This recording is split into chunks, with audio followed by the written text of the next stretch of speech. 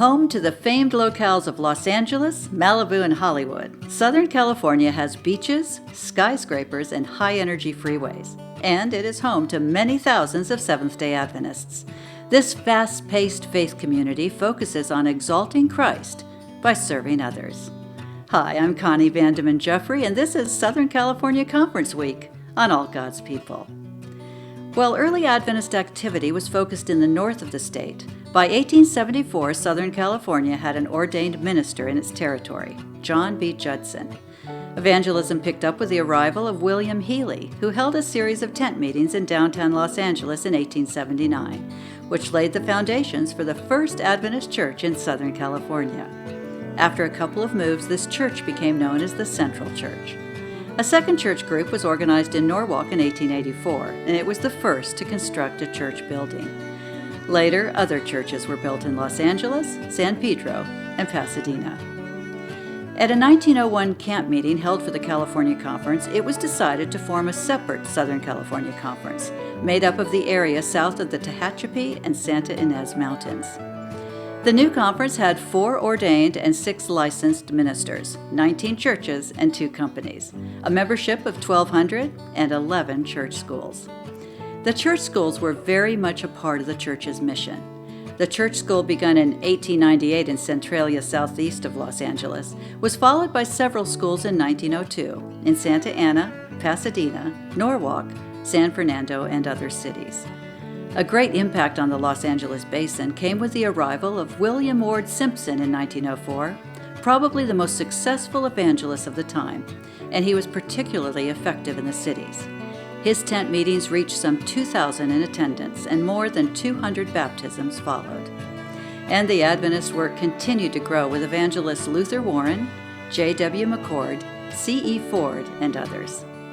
In 1915, the conference was divided into 2, Southern California Conference and Southeastern California Conference.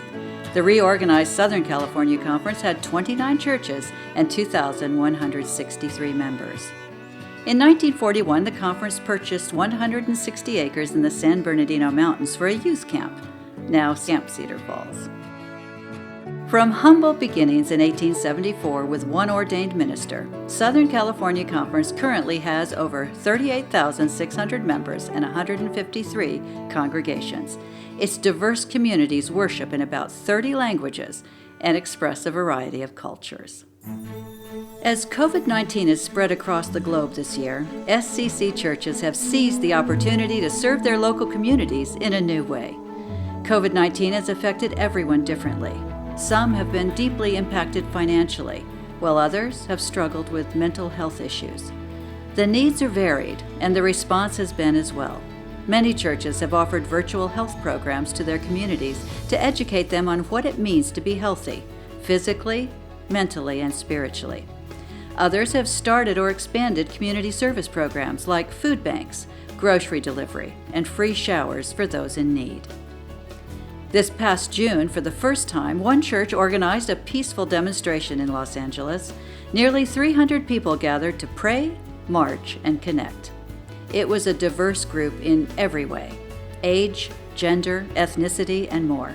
Participants carried signs with the message, "God's voice matters."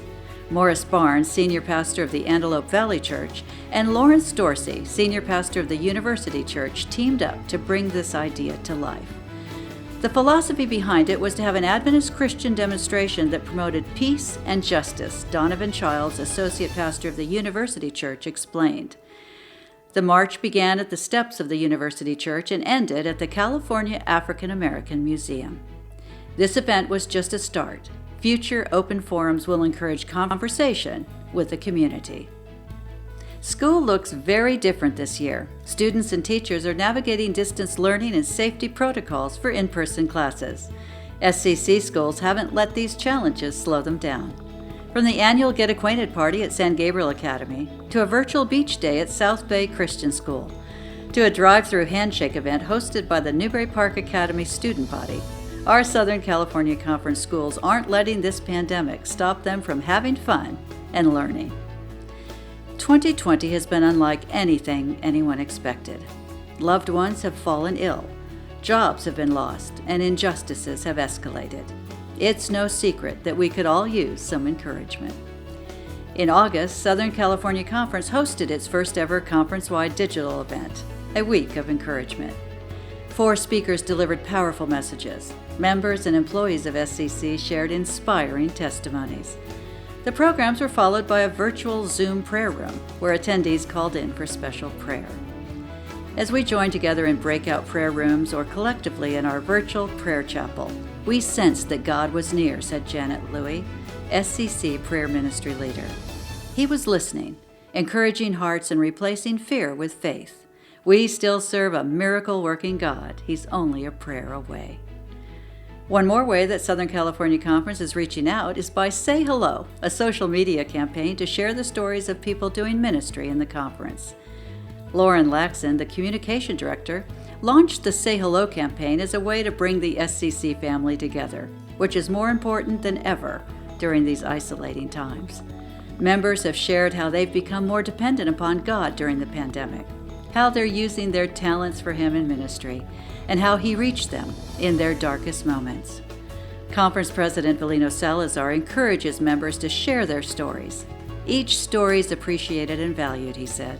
I'm sure it will inspire others. Members joining together to feed others, marching in peaceful protest, and gathering online for praise and worship. Teachers challenging students to learn in creative new ways. Pastors using digital tools to engage and inspire their members.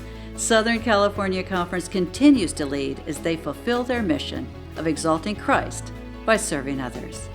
Please join me in praying for Elder Velino Salazar, the conference office family, and the pastors, teachers, and members of this vast territory of over 11 million people. Thanks so much for joining us today. Next week we begin our Christmas programs for 2020. For all God's people, I'm Connie Jeffrey.